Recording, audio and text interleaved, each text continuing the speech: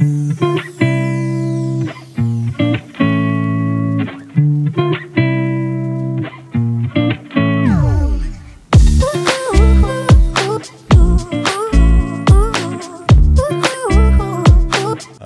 how important is that to put those different tools that Apple makes available in the vehicle?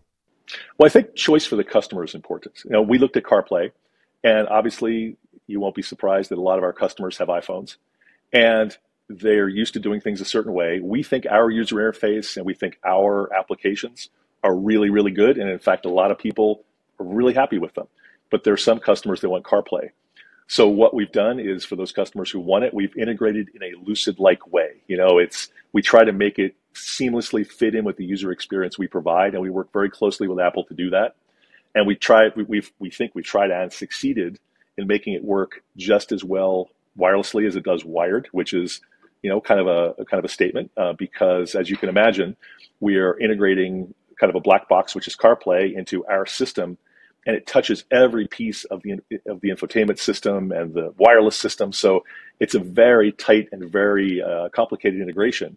And we think we've done a pretty good job. 안녕하세요. 반갑습니다. 건강나무입니다. 루시드가 올해 초에 애플 카플레이와 안드로이드 오토를 루시드 에어 소프트웨어에 추가했고, 현재 애플 뮤직과 아마존 뮤직을 독립형 앱으로 추가할 준비를 하고 있다고 합니다. 그래서 애플과 아마존 뮤직을 이번에 추가한다면 루시드가 올해 초에 애플 카플레이에 어플리케이션을 추가하게 되면 올해 초에 어플리케이션을 테스트를 한 이후에 6개월에서 7개월 만에 나오게 되는 것이죠. 그래서 음악, 내비게이션 등을 포함한 전체적인 핸즈프리 앱 제품군을 제공하는 애플 카플레이와는 다르게 애플 뮤직과 아마존 뮤직 앱은 루시드 에어를 운전하고 사용하면서 로그인하고 음악, 라이브러리에 접근할 수 있도록 독립형으로 제공될 것으로 예상이 된다고 합니다. 그래서 테슬라와 리비안 같은 전기차와 마찬가지로 루시드는 OTA 무선 소프트웨어 업데이트를 배포하여 향후에 업그레이드를 추가하면서 새로운 앱들을 추가해 나갈 것입니다. 루시드가 언제 애플과 아마존의 음악 소프트웨어를 추가할지는 확실한 날짜는 나오지는 않았지만 반드시 OTA 업데이트를 통해서 나올 가능성이 높아 보입니다. 현재 루시드는 하드웨어의 엄청난 효율성과 기술력은 전 세계적으로 인정을 받고 있는 추세이지만 소프트웨어에 약점이 있는 것은 사실이죠. 그래서 일단 루시드는 지속적인 OTA 업데이트를 통하여 소프트웨어로 인한 문제들을 지속적으로 수정하고 업데이트를 하여 오너들에게 제공을 하려고 노력을 하고 있고, 친환경 전기차 자율주행의 꿈을 이루기 위해서 로드에서 라이다를 설정하여 지속적인 데이터를 쌓아가려고 노력을 하고 있죠. 하지만 많은 투자자들은 이들의 노력들보다는 가시적인 성과를 보여주기를 원하는 것도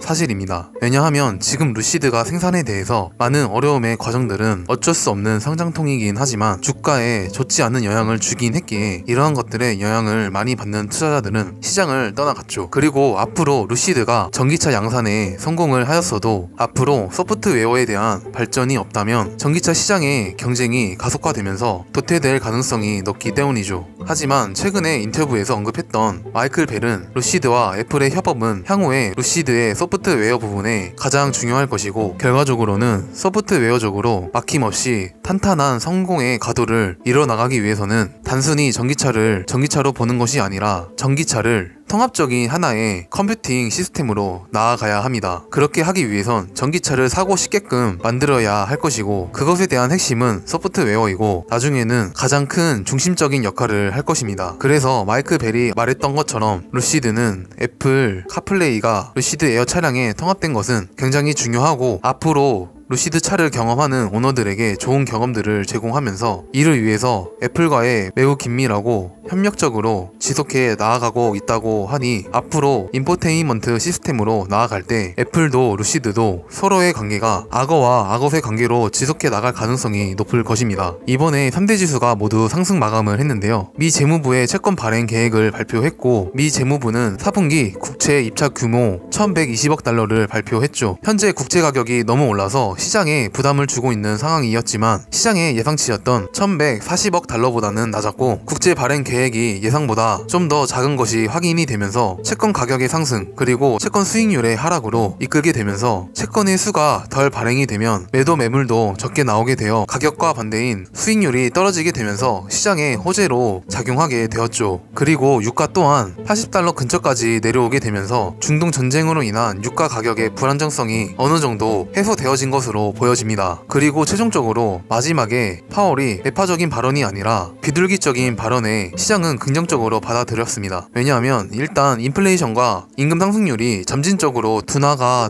되는 한 미 연준은 금리 인상할 필요가 없어지고 이럴 경우에 통화 정책을 더 긴축적으로 가져갈 이유가 없다고 언급했기 때문입니다. 그래서 이렇게 금리 동결을 하면서 5.5%로 유지하게 되었습니다. 이제 점진적으로 인플레이션이 잡혀 나가고 있는 모습들을 보여주고 있고 이러한 기조들이 지속적으로 보여준다면 시장의 분위기도 많이 달라질 것으로 보입니다. 현재의 시간들은 나중에 복리의 기회를 누릴 수 있는 축적과 인고의 시간이고 그래서 우리는 단기적인 시각으로 바라보는 것보다 지속적으로 장기간 유지할 수 있는 시각으로 투자에 임한다면 지금 같은 변동성이 심한 상황 속에서도 흔들리지 않을 것입니다. 과거와 비교하여 역사적으로만 볼지라도 지금 같은 거시경제 시장 상황은 굉장히 복잡하고 어려운 시기인 것은 맞지만 겨울이 오면 봄이 오고 여름 가을이 오듯이 지금 같은 시기를 잘 이겨내고 투자한 기업을 믿는다면 추후에는 폭발적인 성장으로 주가를 이끌게 될 것입니다. 우리는 그러한 시점에 와 있기에 포기하지 않고 무스의 뿔처럼 밀고 나가셨으면 합니다. 시청해주셔서 감사드리고 구독, 좋아요, 알람 설정 부탁드리겠습니다. 감사합니다.